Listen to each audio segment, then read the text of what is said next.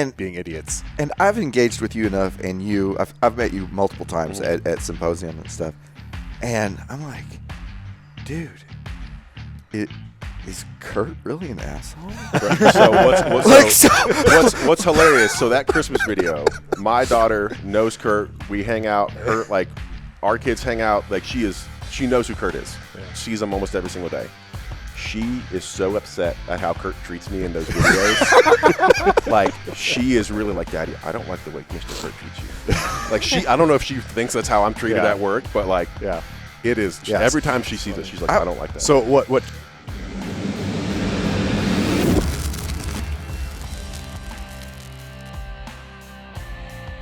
Photography a little bit. I was writing for Recoil magazine, and you needed pictures for Glock sights. Yeah. And then after that, you needed somebody for customer service, and I messaged you, and you're like, I don't think I can actually afford you. And I was like, you'll be surprised what an unemployed person will work for. My only stipulation is I need to work from home, and I need to be extremely flexible because I've got 2 kids, and one of them's on the at the time she was diagnosed with being autistic, and we've since learned that is not the case. Oh, well, that's and so thing, interesting. So other stuff. So it's like, yeah, basically, dude, if I work for you, I need to be able to work from home. And if I'm not working from home, you got me between like the hours of 8:30 and 3. So was it just like a misdiagnosis or like what? It's a whole different thing. We were in a house that had mold. Oh, I actually have heard about that. And so like that was happening, and then there was something. My brother, one of his wife's friends, same thing. Like the kid started having like really bad eczema, breaking out, and they moved, and then just like it went away. Yeah, it was it was an environmental thing with where they were at. Yeah, mold will fuck you up, and I mean like the whole family was messed up. All were having issues. There's something even called mold rage. It wasn't on a military base, was it? No, it wasn't while you were in. No, I'm serious. That's crazy. Because it just messes with your whole system. I'm sure. Because you're breathing in these toxins. Yeah, hormone issues. That's why you see people freaking out over like the barracks when they're covered in mold and shit like that. Those like barracks photos are insane. It's bad. It's bad. And so my 3-year-old was diagnosed being autistic, was in special needs programs, you couldn't have a conversation with her. She wasn't really talking, doing the whole eye contact thing. We moved out, and within 2 weeks we saw a shift, and within a year I can remember having the first conversation. That's just one of those you're like, wow, what if we had moved? Now I'm going to cry. Yeah, Jesus Christ. For literally driving to school, and she's like, because she wouldn't initiate a conversation with you, right? She wouldn't start a conversation. You would have to, hey, Elsa, how is this? And she'd give you a little answer or whatever, talk some random stuff. And one day she's like, Dad, why don't you have a lightsaber? Oh man, what a great conversation too. Yeah. I'm like, that's a very interesting question because why do I not have a lightsaber? I don't know. And she's like, Tito's dad has a lightsaber, and so-and-so's dad has a lightsaber.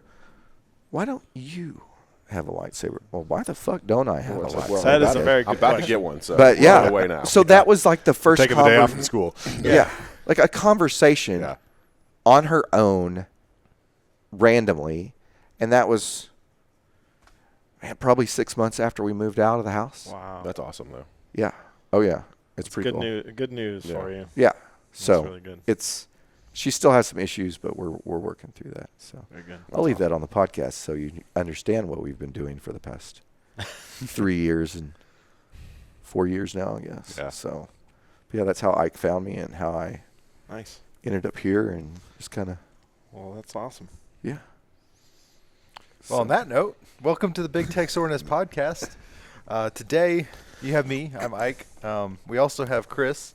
And then the Blue Alpha guys. So going around, we've got Kurt, Jesse, and then down there on the end, we got Steven. So they took some time out of their busy day to come up and goof off with us for an hour or so. So yeah, Kurt already finished his fancy Pedialyte. Yeah, we have some traditions going now, and I wear my my SHOT Show walkers, my nice New Balances, and I drink a Pedialyte, the purple. Get that purple Pedialyte out Sorry, of a we fancy didn't glass. have a martini glass. Yes. You had to settle for a wine glass of some sort. Yeah, it was still delicious. Is it purple flavored or is it grape?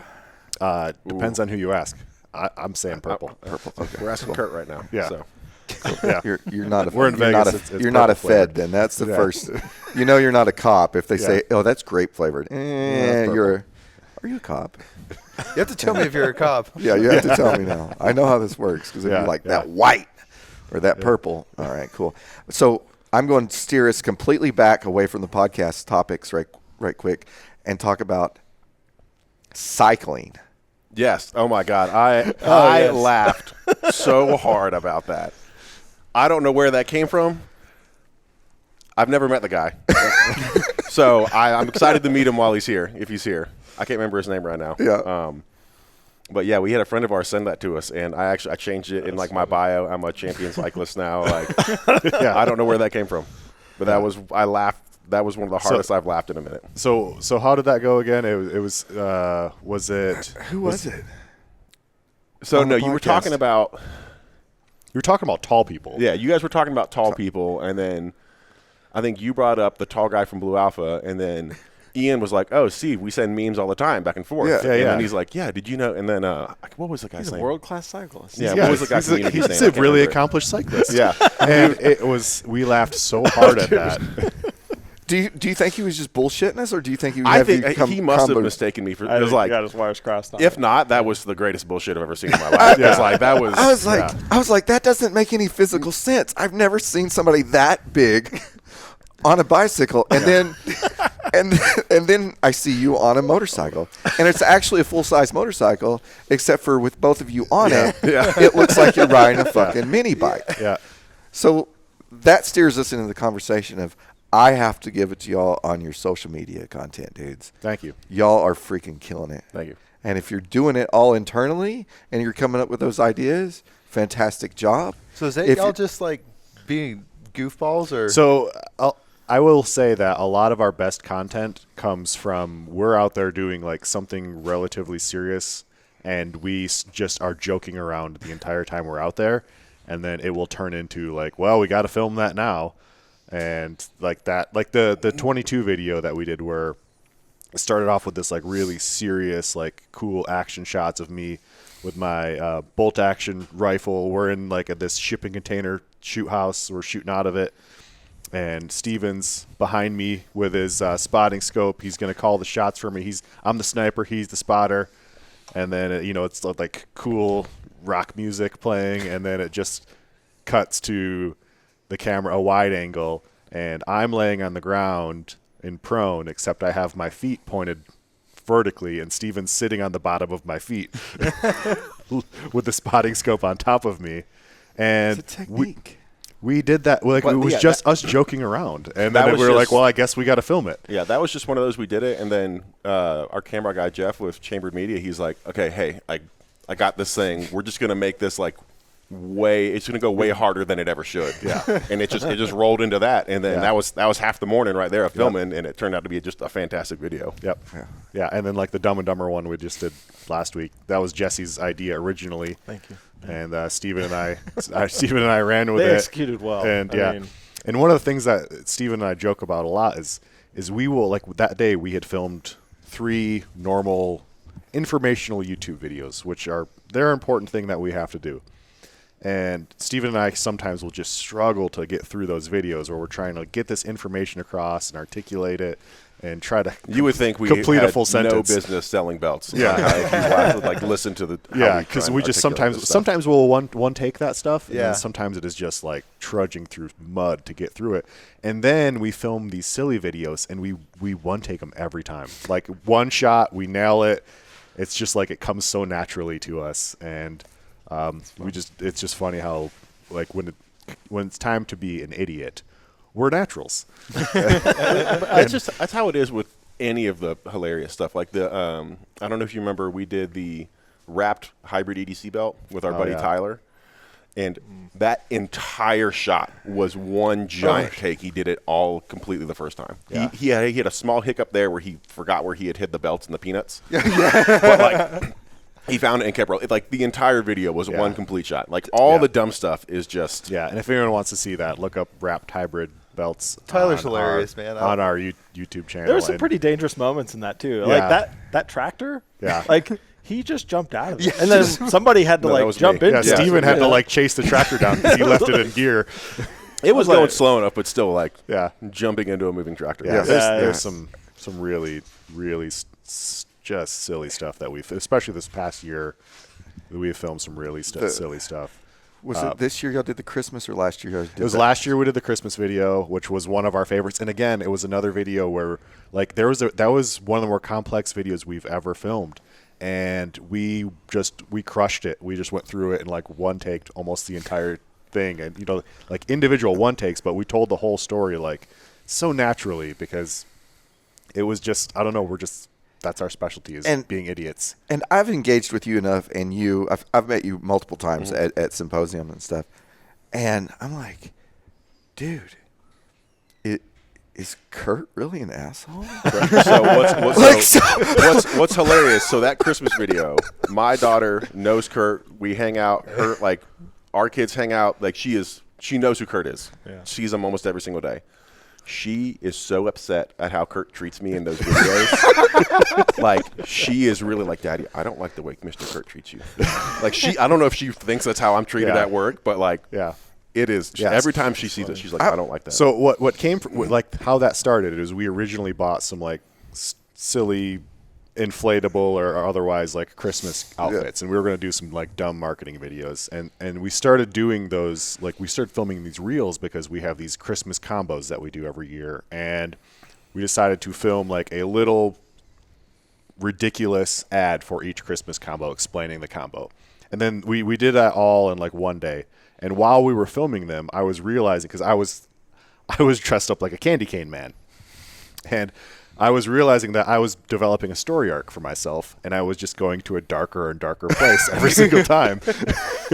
And I was really having fun just like becoming like this guy who's like this kind of crazed candy cane man who's trying to sell you all these Blue Alpha products.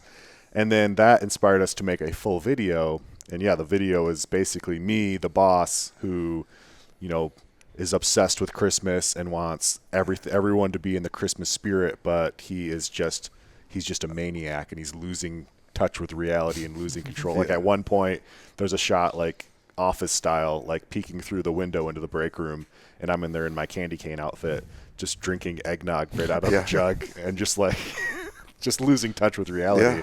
And it's a fine piece of art that we created, and It's a very good I story. think about 36 people watched it on our YouTube channel. It was like It's criminally underwatched.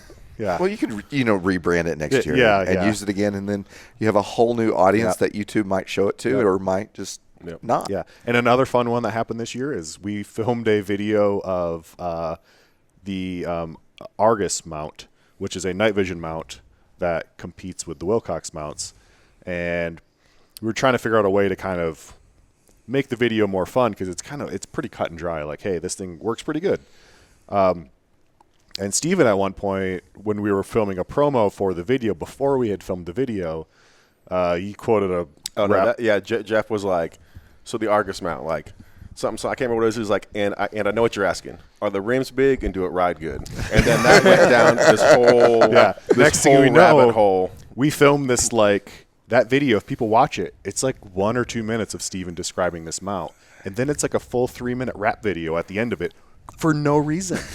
But we filmed a rap video of basically that song, and we had our buddy, because it's like the lyrics are cream on the outside, clean on the inside. And we got our buddy who's got this big lifted F-250 with chrome rims on it. We had him come out, and we got this like baller shots of like him rolling up, and then it cuts to the shot of like him doing donuts in the dirt, and it's just like cream on the outside, clean on the inside.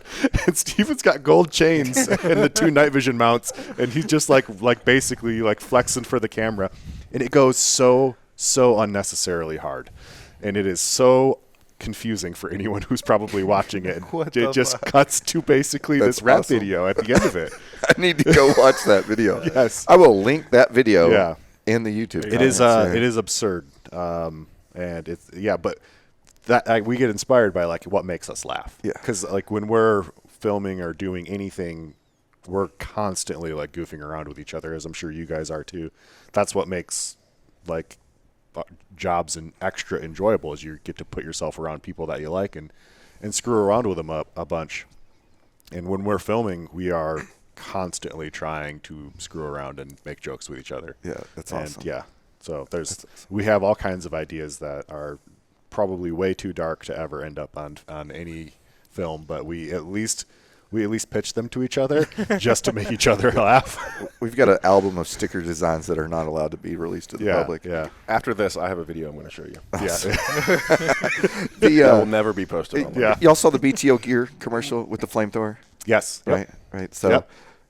tell them about Maddie and the flamethrower. Oh yeah, so we're setting up. Okay, we got it set up. I tested out the flamethrower, did it once, just to make sure it turned on. I was like, okay, cool. So I was like, okay, let's run through it dry real quick. You know, we'll do everything. So Maddie gets up there, we go, and I was like, yeah, just a couple dry takes real quick. So we run through everything, and then Maddie just gets the flamethrower, and you can see my face on it. I'm like, oh. And then I jump back into it, you know, like to say my line for the next one or whatever. And then we finish up, and then I was like, was the camera rolling? And Brendan's like, yeah, luckily I hit record. We had one mannequin. But we had one mannequin. Like we only had bought one man. Oh, like I that's- bought yeah. one mannequin, so you had one shot Yeah. to hit this mannequin with the flamethrower because it was going to be done. If you watch the outtakes, me and Josh are like, we kind of like jump a little bit. We're like, oh, I guess this is for real. And Maddie's like this, Yeah, just burning it down. burning the motherfucker down, and like, oh, okay, that's cool. Yeah. And I had something come up that day, so we'd wrote the commercial, and I'm like, I can't be there for filming because like a kid was sick or something. I'm like, okay, cool.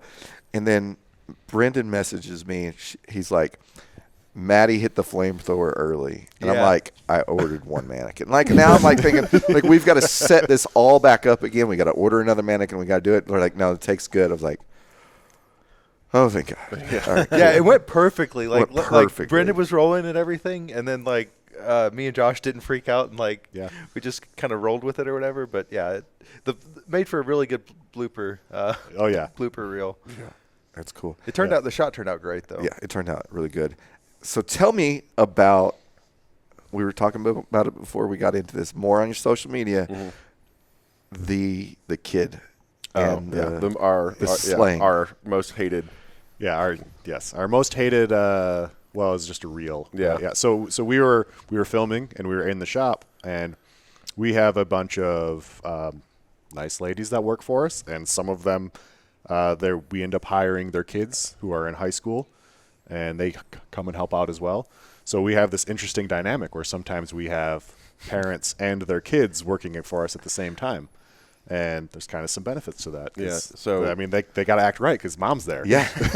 So we were wrapping up filming with something, and Karen, one of our managers, comes in. She was like, "Hey, you should use my son in a video. He would love to do something." I was like, "Well, like yeah, have him put a shirt on him. Like we'll do something." We weren't like, I think we were done filming that day, and that was like the last video we were shooting that day. And so he put it on. And I was like, "Okay, I need you." I don't know how you could speak.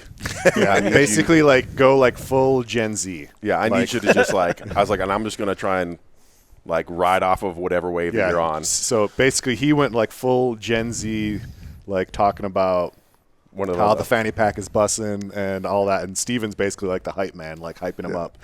And it made us laugh, especially because the video started off with like his mom walking in front of the camera, and he's like, "God, mom, get out of the camera!"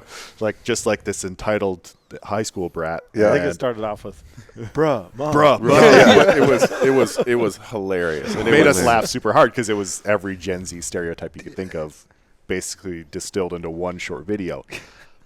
And we thought it was really funny, and a lot of people thought it was really funny, but we made some people very mad because they hate those stereotypes so much that they lost their sense of humor. Yeah, people were messaging like, "I'll never buy from you again." Yeah. It was like it wasn't a lot, but it was enough. We were just like, Okay, cool. yeah, like But there was a lot of folks who were like, know your audience, fire whoever's doing your social media. Yeah. And And then there are the people who are like, oh, that was really hard to watch, and I appreciate how well done that Yeah, was. I would say like 95%. Yeah, because because it is. I mean, it is intentionally super cringy because it's making fun of Gen Z and how they talk. Kids these days, Yeah, right? We're all old now. We're not hip. according to the Shot Show, I'm in the 35 to 44-year-old. Yeah, you're age bracket 44. now. Yeah. Oh wow, you jumped up the next bracket. I He's know, 44 man. now. It's all Actually, we're downhill. the same age. Yeah. I mean, Shots, according to the Shot Show, I might as well be 44. Yep. So. yeah. Well, that's They don't distinguish between the two. No. Yep. Yeah.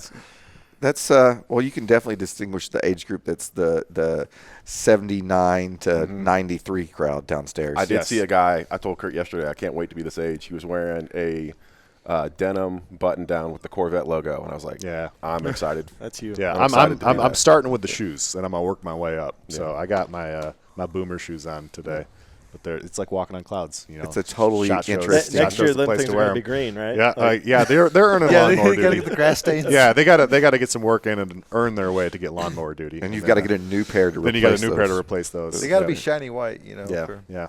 So Is it bad that I have a pair of shoes that I wear for mowing the yard specifically? that's That sounds natural, common. man. That's just part of I life. mean, Is it That's is just- it yeah, is it that's normal? Am I out of that age bracket? No, or I'm no, cool? it's okay to accept that, man. Like Okay. it's Yeah. fine. Okay. You can be whatever you want to be. Yeah. So That's what they told you growing up, at least. Right? Yeah, that's what they told me to join the army. Be all you can be. Be all you Like, can That's be. how long Yes. ago that Yeah. was. Yeah. Oh yeah. Yeah. That is a classic. when did that end?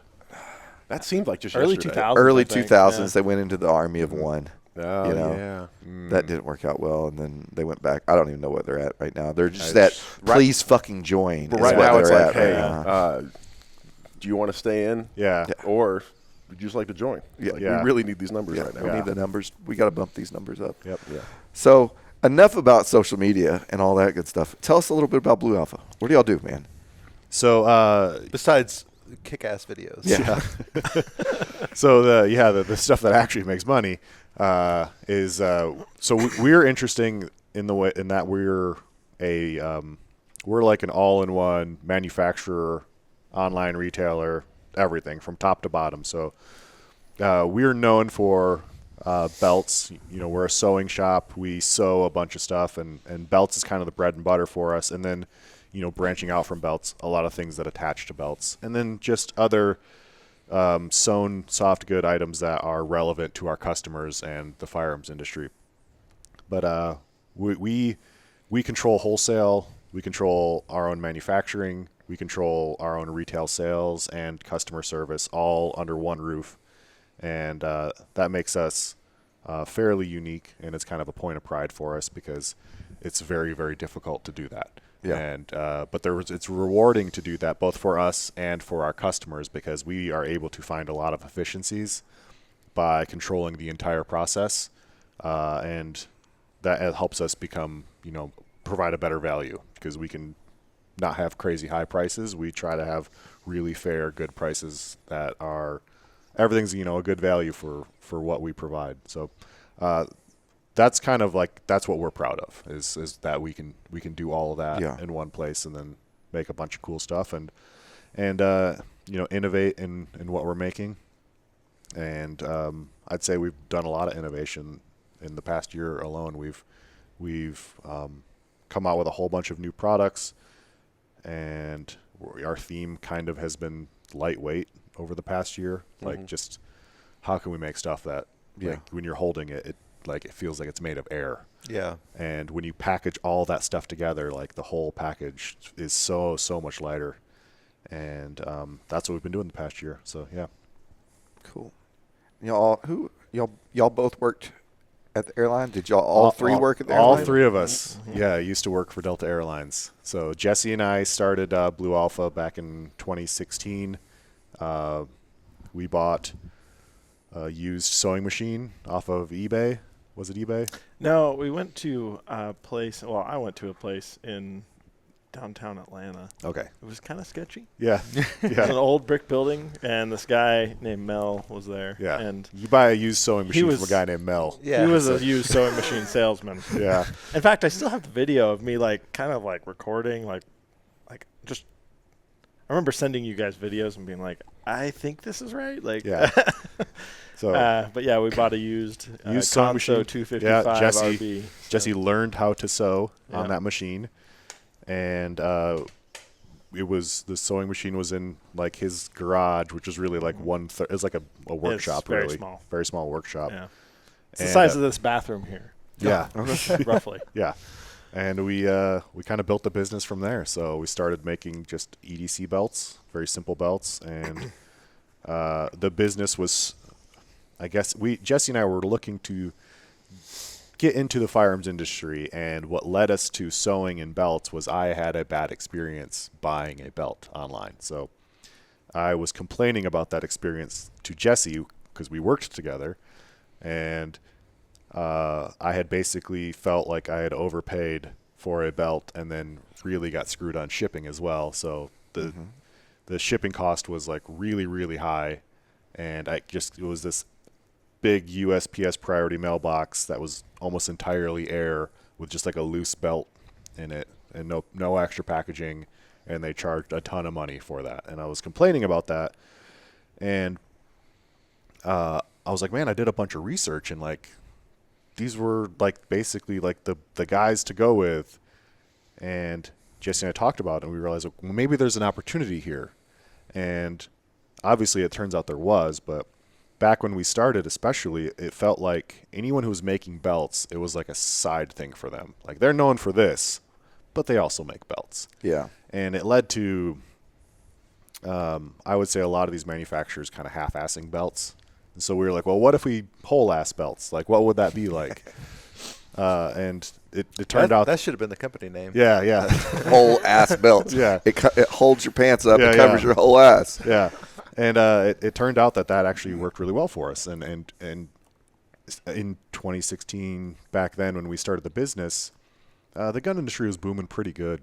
And I think when industries as a whole are doing well, like really, really well, they kind of let off the gas a little bit on some things. And I think customer service was one of the major things that was kind of being ignored. And I think you guys have built Big Tex kind of in a similar way, where if you just kind of focus on customer service, like you can conquer the world, because in our industry, sometimes it's one of the first things to get ignored.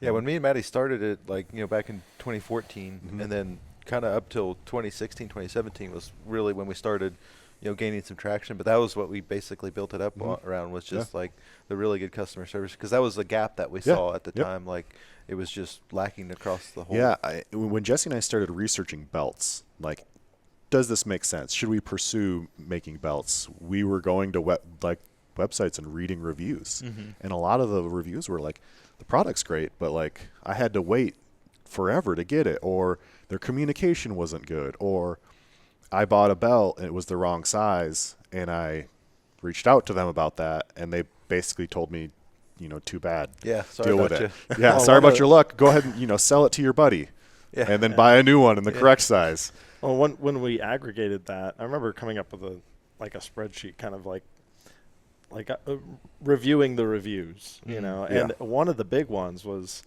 that a lot of belt companies would come up with like 4, maybe 5 sizes. And so you would have a medium. Let's say a medium is like, 32 to 36 or something like that. Well, there's a lot of people that may fall within that, but you could also be on the edge of that. Yeah. And the people on the edges and were very unhappy. if medium with their ends at experience. 36, and large starts at 38, like you've got a gap there. Yeah. And you've got this range where people are getting a belt that's either too big or too small. And so we did the difficult thing of making belts in each individual pant size and building in an overlap. So a size 34 belt can be adjusted down to size 32, but adjusted up to size 36. Yep. But if you're a pant size 34, we want you to order a size 34 belt. That way, when you get your belt, you are starting day one in the middle of the adjustment range. And then, Thanksgiving dinners, you can, adjust in one direction. And then when you get that summer body going, Get your beach bod ready. Beach body, then you can, adjust in the other direction. And that is it seems kind of obvious to make that like that's an important thing that people were overlooking because they didn't want to have a bunch of SKUs. Yeah, I was going to say they're trying to keep their Yeah, it was an inventory It's a thing. it's a business decision was at that point. It was Yeah. half-assing it. Yeah. You know, like, hey, what if we did this and then we only had 4 SKUs instead of 11 SKUs? It's like, well, if you did 11 SKUs, you'd make a lot of people a lot more happy. Yep, So you're right. that's what we did, and it's harder. It's definitely more difficult, but it's the right thing to do. And then we had other foundational things that we did customer service wise. We developed a free sizing exchange program that if someone fills out a form or fills something out on our website, we'll be notified. We'll ship them their new belt in the new size with a return mailer for their old belt. Yep. So there's a moment there where they have 2 of our belts. Yeah. And we're putting trust to them to be like, hey, we made it easy for you. Here's the mailer. It's already pre-labeled. You just have to take the belt that didn't fit, put it back in the mailer, and you can do the whole exchange right at the mailbox. And I think that earned us a lot of respect from customers because they're like, oh, they're entrusting me with both of the belts at the same time. Yeah. Because it's more convenient. Why? If They don't we have to print off a wait, label. They yeah, don't have to- if we have to wait for them to ship it back and then we receive it, then we ship them the new one. It's a long time. It It's is. a complicated thing. Yeah. And honestly, you guys know this, I'm sure, but like getting a customer to send you something back is exceptionally difficult. Yeah, it's not necessarily because they're trying to rip you off. No, it's it's just not they because have it's to kind go of a pain. Yeah. They have to go to the post office. Yeah. Yeah. Like And you they're don't like, I'll need do to it tomorrow. And Yeah. it's like, oh, and then it ends up not working out. And then, well, I'll do it tomorrow again. So if you make it easy for them, you just make the whole experience more convenient for them and for us. And we had to put some trust in them through that process, but that's okay. Like it's worked out really well. We get everything back, almost entirely everything back. And if someone doesn't send something back to us, it's usually they mean well, and you send them an email and they're like, oh, I'm so sorry, I completely forgot. And then they throw it in the mail. So we have good customers who, are not trying to screw us over, and that allows us to treat them really well and give them the benefit of the doubt and provide good customer service to them, and they appreciate it. So it's a good system that works really well. So, but yeah, free sizing exchanges, free shipping, answering emails. Like there's times where we would answer an email a day after it would come in, and we're thinking like, oh, it feels like sorry it took a whole day for us to answer this email. Yeah. They're like, no, like I can't believe you answered my email already. They're like so shocked. They're like, Yeah. everyone else we email doesn't answer at all, or waits a week. Yeah. Yeah. So what feels like pretty low hanging fruit from a customer service perspective is apparently still overlooked by a lot of companies. Yeah. So It's an investment that you have to make to be able to Sure. handle that, and some companies just don't. Yeah, Yeah. and it's a constant thing that takes work to completely do.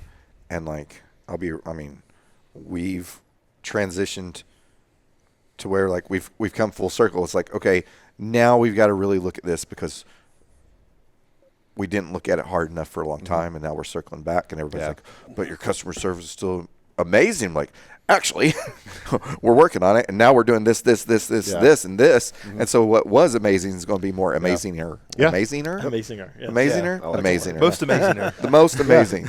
And I think our industry has a lot of people who are really good at making stuff, but they're not good at communicating. Yep. And they may even have really good intentions from a customer service perspective, but they're just good at making things, and they're not good communicators, and so their customer service suffers because of that.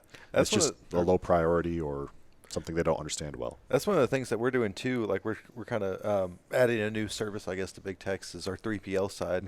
So like there's a lot of companies, like you said, that are really, really good at making stuff, but being really good at making stuff and shipping stuff is it's a whole other aspect to it. So we're good at shipping stuff, so we're gonna start moving on to that. There's a lot more involved with it. I mean, software wise, like the back end of it is pretty complex, I would say. It's fun. The stuff that Jesse especially, the stuff that he has to deal with, because he's more involved in the production, manufacturing, administrative side of our business. So the amount of different things Jesse has to deal with in a single day, when you control wholesale all the way down, to shipping and everything in between, all under one roof. Jesse's fixing sewing machines. Jesse's fixing shipping software. Jesse's trying to fix the lasers that are cutting things, and answering Steven's questions. yeah, dealing with dealing with taxes. Are you the everything. IT department as well? Am I what? Are you the IT department as well? So we try not to have too much IT issues, I Okay. guess. Yeah. Like we don't have a whole lot of internal stuff. And I'm not good at that. I do. We have somebody that will come in. That is my most favorite hat to be put on. I'm like, I hate all this stuff's going on and be like, hey, we've got those 2 computer screens. Let me make our desk more efficient. Like, Well, I'm gonna call you now. Like Yeah. that's here I go, and then I'm like, oh well, that's more than I can do. So I guess- let me call our actual IT guy Yeah. and I guess pay him from- in gun parts. I guess from that perspective, I mean, I do set up computers sometimes, but Yeah. it's Yeah. rarely very complicated, I guess. Yeah, I mean, like Yeah. that's Yeah. what I was saying. Like that's Yeah. that's the scale that I'm on. I'm like, Yeah. does it need another screen Yeah. and a keyboard and a mouse to all right, now let's coordinate this other mass marketing email to do this and this and this and make sure it's all integrated with Yeah. the scale. So Yeah, I mean, me and Jesse are going to go have some drinks Yeah, together. just in the Blue Alpha shop, we have lasers, cutting machines, webbing cutting machines, a whole ton of different sewing machines, different styles of sewing machines. We have T-shirt printers, we have embroidery machines, we have 3D printers, and I'm sure I'm forgetting stuff as well. Yeah, so there's a lot of different machines, and so one thing that we're working on, and I had more of a private conversation with Kurt last year, where I was like, "Look, man, like this is a lot to juggle at the same time. We're wanting to release a lot of new products. We had kind of ran this same direction with media, where we got some outside help that a lot more proficient at some of the things that we're not as proficient at. So we did hire an engineer about 3 months ago, and he has been awesome. Like people, in fact, there's a guy that comes in our shop a lot, and he calls him, what does he call him? Jesse, new Jesse. Yeah. So I'm like, oh, so I'm old Jesse, I guess. Yeah, so, yeah. but It's good to have a anyhow. full-time nerd just doing nerd Oh, stuff all day. yeah, Like, and he's at the shop right now, and he's crushing it on Cool. all these things, all these projects that I know need to be done, and I know that it will improve our business. But it's like I'm like dealing with taxes over here and tax strategy, and then like a lot. I mean, there's even personnel issues that come up and stuff from time to time, and trying to get my head into doing R&D as well as like improving old processes and replacing old machinery and fixing them. I was like, okay, this is maybe a little bit much, because if I walk through the shop floor, the odds that I'm going to get stopped for 2 different things that are emergencies is high. Everything's a fire. Yeah. Yeah. It's like, hey, this thing's not working. I'm like, oh, well, It's like I better focus on that. Yeah. if we really need to get something done, you either go to your other office or you stay home. Like if the kids aren't there, and that's the same with me. Like, hey, I got stuff to do today. You won't see me. No, we had the same. We had the same thing. We bought. Oh, yeah. We had a separate space. We called the R&D lab. That like if it's going to be a day of like, hey, we're working on projects 1, 2, and 3, we would leave and go to that space. So it's just us, and we can just stay focused. Because, like I said, if I have to go down to the laser to swap something out because we cut something, the He's chances getting the questions. like now, the too. chances Yeah. of something happening in between that there and back was pretty high. And so Yeah. we had another space to just be able to go work on it where it's just us that we could, Yeah, it's legitimately. I mean, I don't want to call it a problem, but it is. Like, if I need to get stuff done, I'm probably not coming into the office. Yeah. It's like, shut the door. Well, you have to learn. I guess you sometimes have to learn to say, well, I can't focus on that right now. Yeah. I got to focus on this to get this done, and then I will come back to you. So, yeah, I mean, there's only so much that can go around sometimes. Yeah, for sure. Sometimes the machine will just have to sit broke for a minute. yeah. And they do. They break. What's y'all's most? What are y'all looking forward to in 2024? I saw the little teaser. Y'all showed me the. Well, The one you thing- might want to ask that question to each person. Okay. Yeah. Jesse, go ahead then. So I think for me, on the engineering side, on the production side, I'm especially excited. We are doing things that I'm like, even like scared to share some of the things we're doing, because it's like, this is not common knowledge. This is like, not something most people know about. And we're pushing the boundaries of automation and sewing and Got some like skunk that. works So, stuff going on. yeah. So it's like, it's really neat. And we're hoping to, battle inflation to some degree too, because, if we have to raise our prices, I mean, I don't want to do that. And if we can make our processes more efficient and bring down the overall cost of making goods, we can still be competitive in this world. So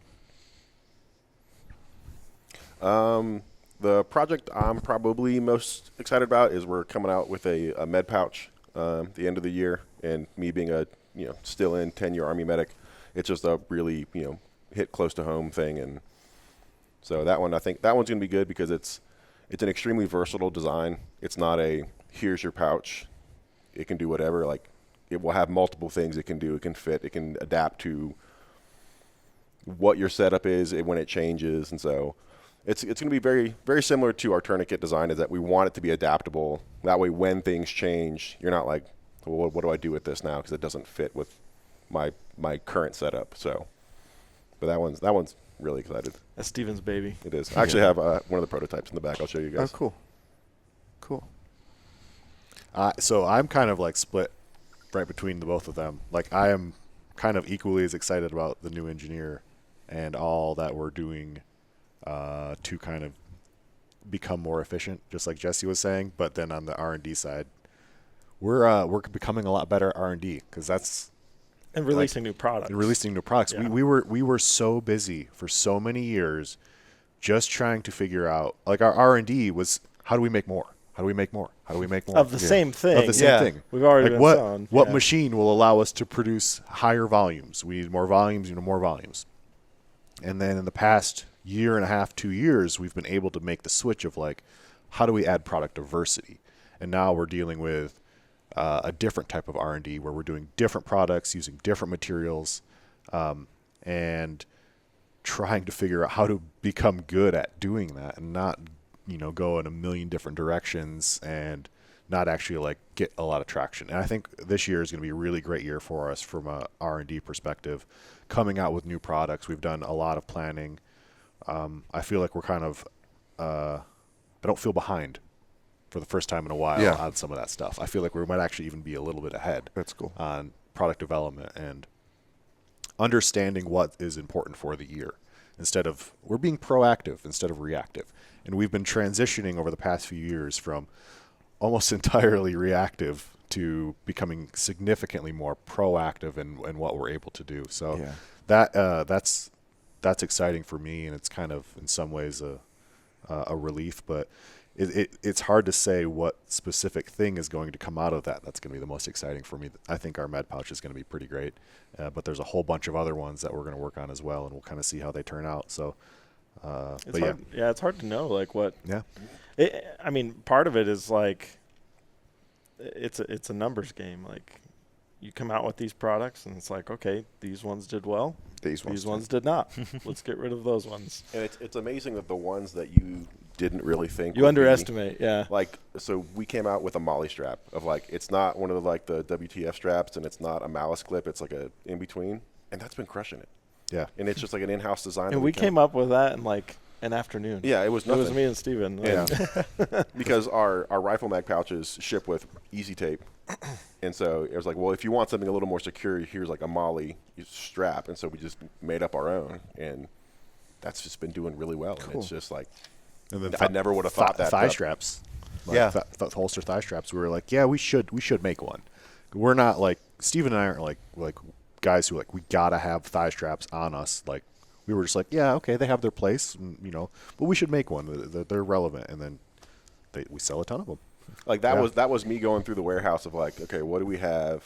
What can we make? What makes sense? Like, I have a bunch of material A. What can I make with it that makes sense that we already have, that we're not having to go out and buy additional product and source new materials? It's just sourcing new stuff is expensive, Yeah. and it takes up room and all that stuff. It started off with like dog collars and leashes, and then it was just like, oh, like dog collar is basically a thigh strap, and so we just tweaked it a little bit, and then that's been doing really well. I'm sorry if you got a dog collar and not a thigh strap. Which, I mean, hey, each your own. We don't kink shame. Yeah. You know, so.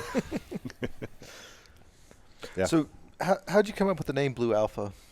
That was more So Kurt. yeah, it is. I was like, I rubber stamped it. Was like, that's a good idea. Yeah, it is a not exciting story. I was going to start. I wanted to start a aerial photo video business. This is like Man, this is like 2000. This is like 2012, 2013. Yeah, it was when a long like time ago. cameras were just getting put on drones, and I was like, that seems cool because Jesse and I are and Steven are all aviation guys, and I'm for sure an aviation nerd. And you tell me that I can have a drone that has a camera on it and fly around and see stuff. Like, that's interesting. How do I make that into a business?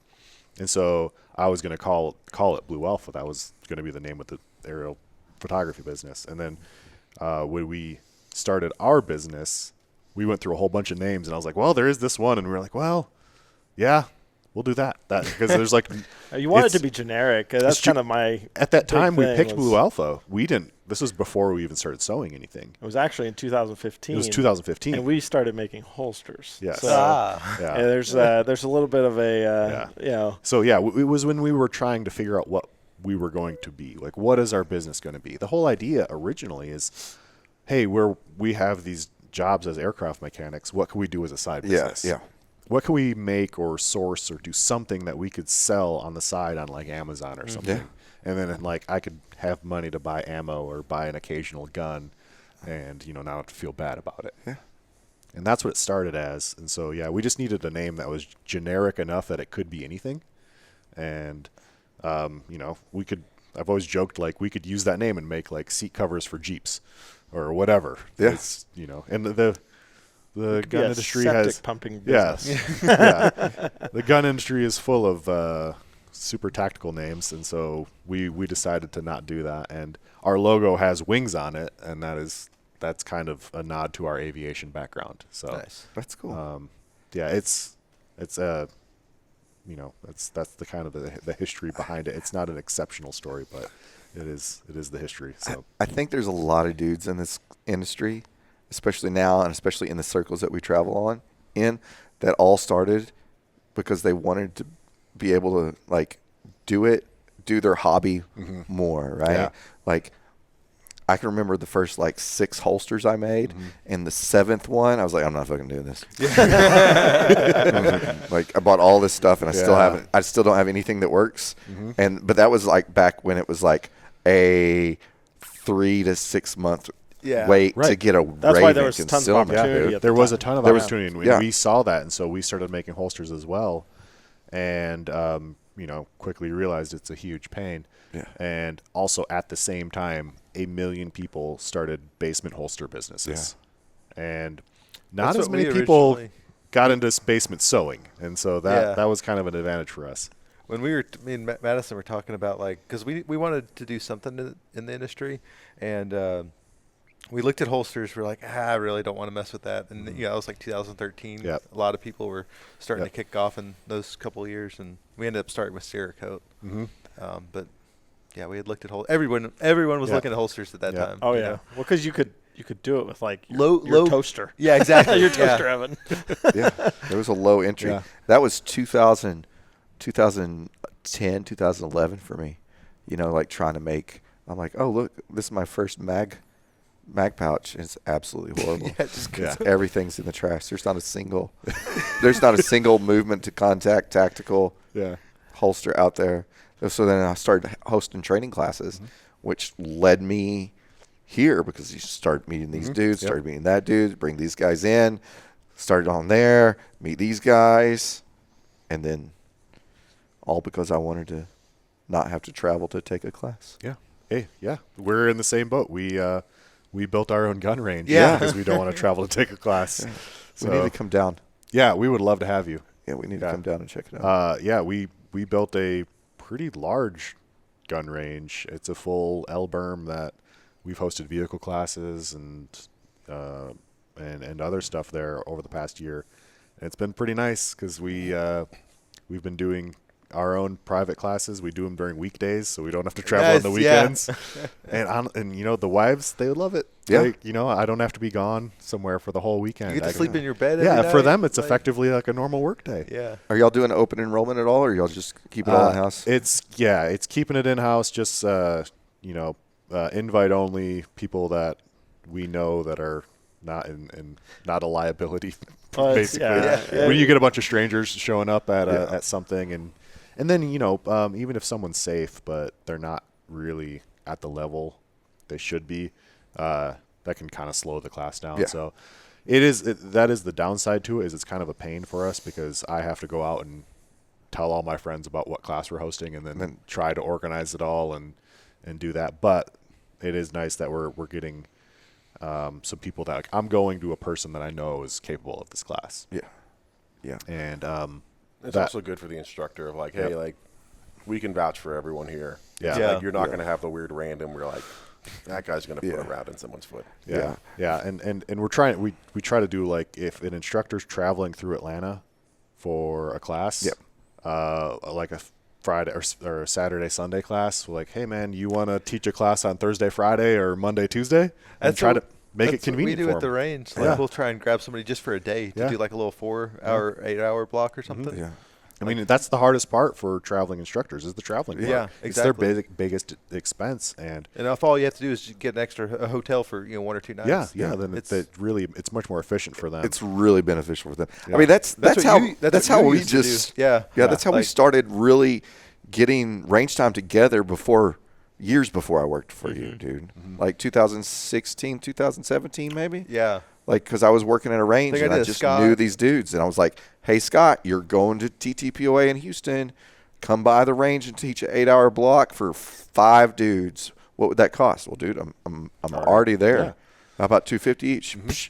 All right, then I'd email the 8 dudes that I wanted there and be like, "Can you get here on Friday?" Hell yeah, dude. And we'd have 5 dudes or 6 guys in a bay with like Scott Jelinski. All right, Frank you know what the Proctor. one-on-one time is at? Yeah. On that, it's Yeah. awesome. Yeah. You know.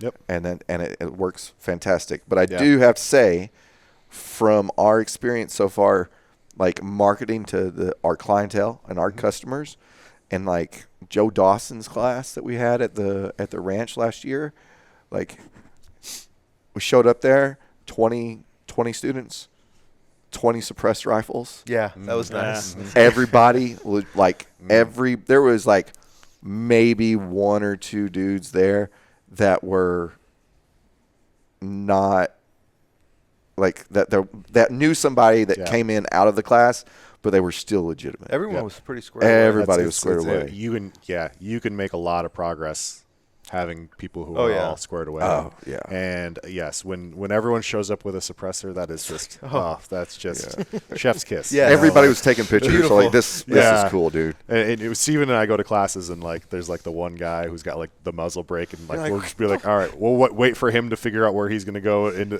on the firing line, and we're like, all right, we're going to go the opposite direction, be as far away from that guy as possible. Yeah, I showed up at one class there at the ranch to take pictures one time, and everybody was suppressed except for the dude who was running the scope carbine class with like a 308 with a brake and a 14.5 Yeah. barrel on it, and Just it a like headache shot machine. 3 times. I'm like, "Oh, guys, I'm glad I'm not in class. I'll see you later. Have a good day." And they're like, "Come on, dude." Like, Well, that's like we went to was it last year? The Night Op Summit. We Yeah. went to a buddy of ours, Tom. Oh, yeah. We were like, Tom, like we actually I met him at Shooter Symposium at first. And then we saw him at Greenland. I was like, "Oh, well, like come on down here with us." Yeah, and, yeah, come hang I out. know because he had a suppressor in Texas, so like I know he's got one. And then he gets down there and he's like, "Bro, I forgot it at the house." And I'm like, "What?" And he's running like a 10.5. Yeah, and I was go somewhere else. And I was man. like, you are like we man. don't like you anymore. is it our friend Tom? Is it our friend Yeah. Tom? yeah. Yeah. Okay. And it was just like, Jason Momoa. Yeah. Yeah, Yeah. that time. Yep. Yep. and I was just like, He had like a cherry bomb or something on the yeah, end and it was of it. just We were something like, awful. And it was just like, "Damn it, man.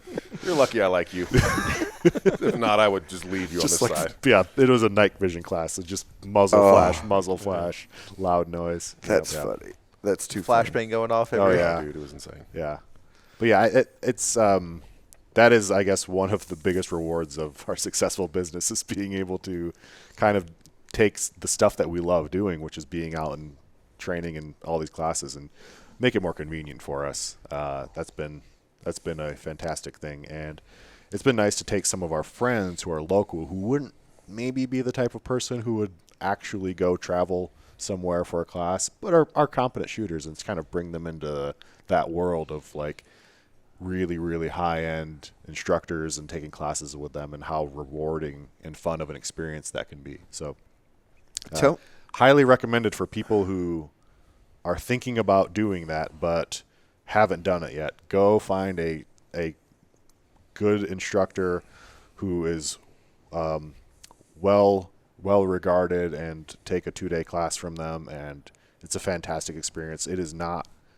cheap, but it's worth doing. It just kind of makes you a better person overall. Mm-hmm.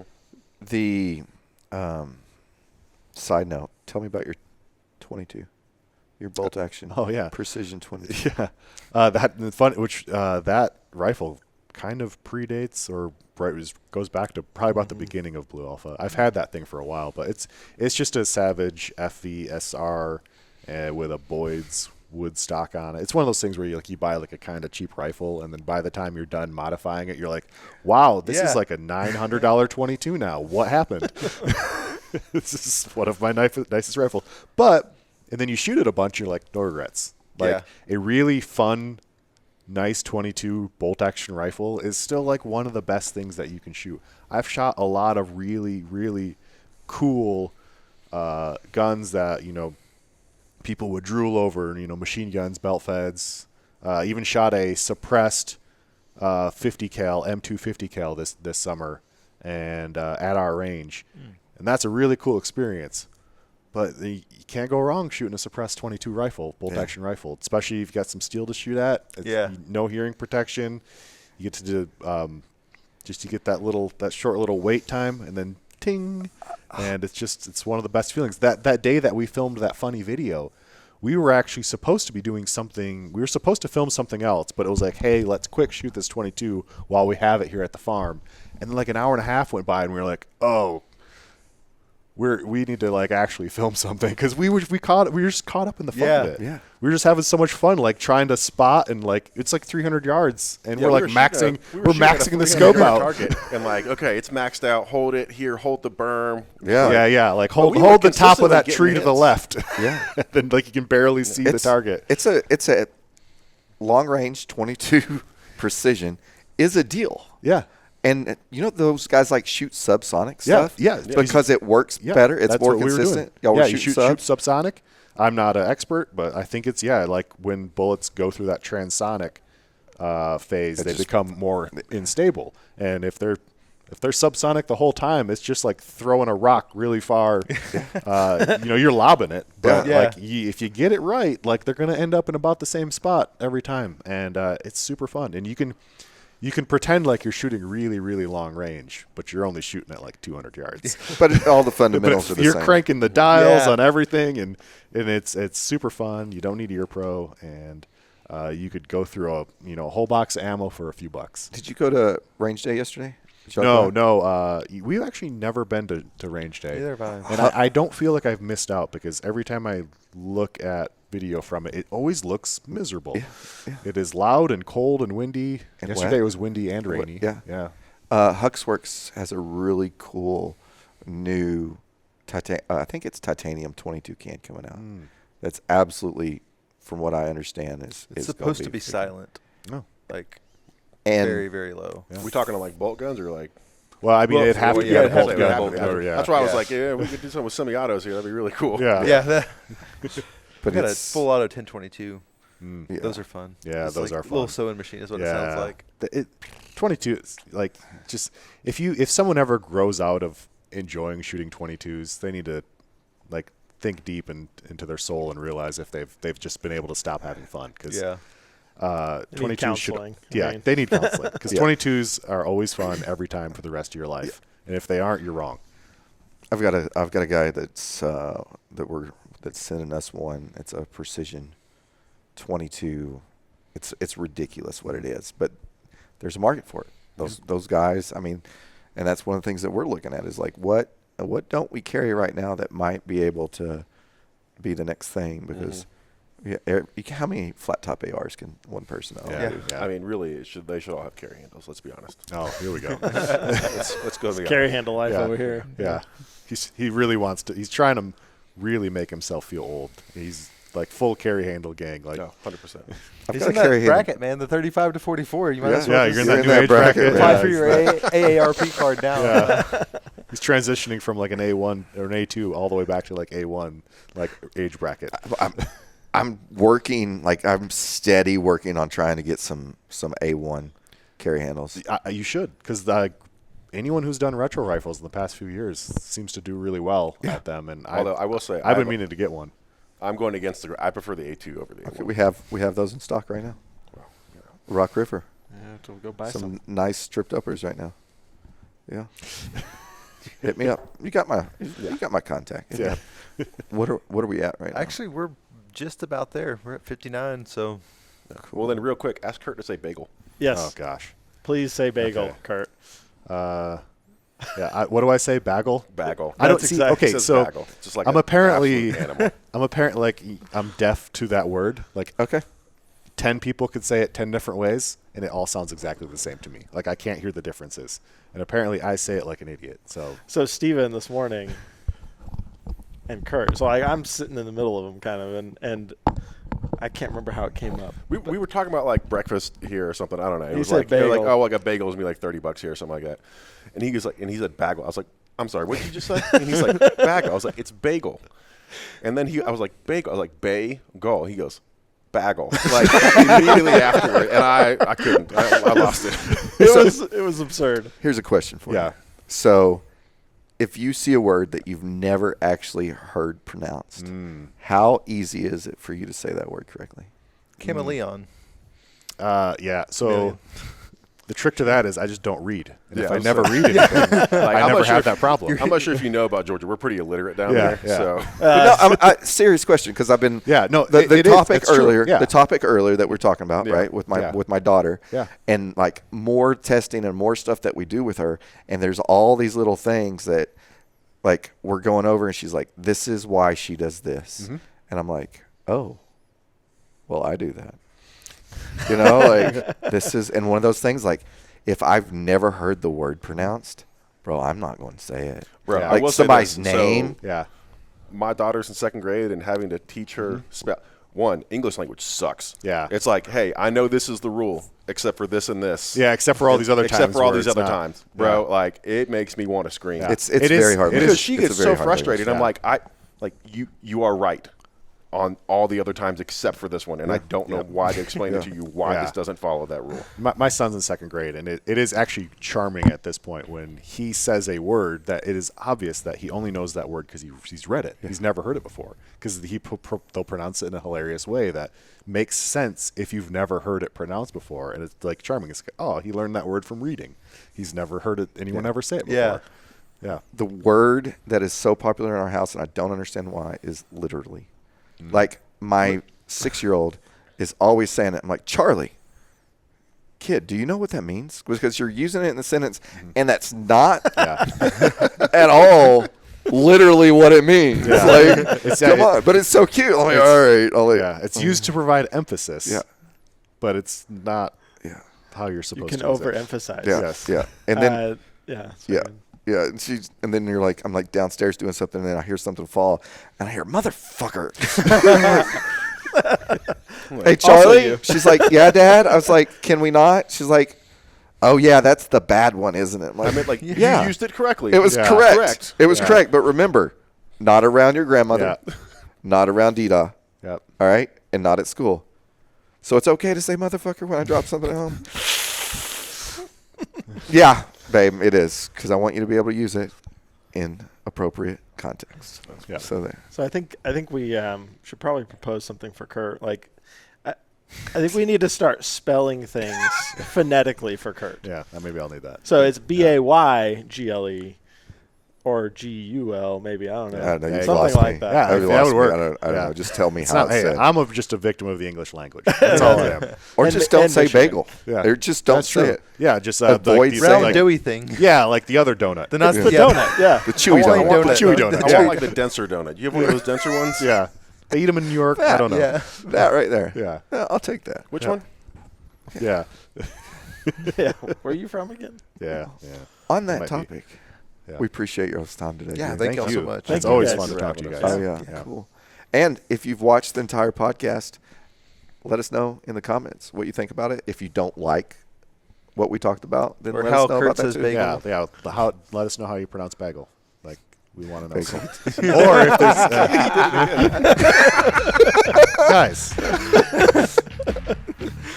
Yeah, it's fun. It's fun now, right? We're all having fun. We're all having fun. Yeah. Kurt's- Yeah. And where can, if they don't know where to find you, where can they find you at? So we are on BlueAlphaBelts.com is the website, and we are on Instagram and Facebook at Blue Alpha or at Blue Alpha Belts, and find us there. And if there's something you want us to make in R&D this year, if there's something you want Blue Alpha to provide, let us know what it is. Fantastic. Yeah. Thanks for watching or listening.